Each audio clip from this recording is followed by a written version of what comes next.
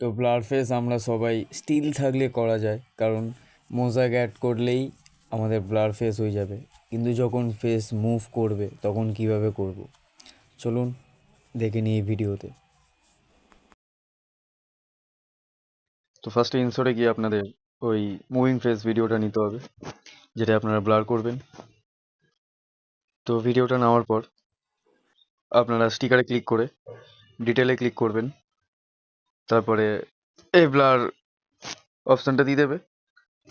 তারপর এটা আপনার মুখের কাছে এনে আর এটা ক্লিপ টু এন্ড করে দিতে হবে।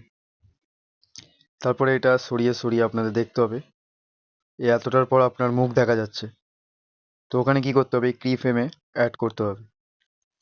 তারপর আরেকটু সরিয়ে আপনার যে মুখটা চলে এলো, তখন ওই ব্লাডটাকে সরিয়ে আপনার মুখের কাছে আনতে হবে।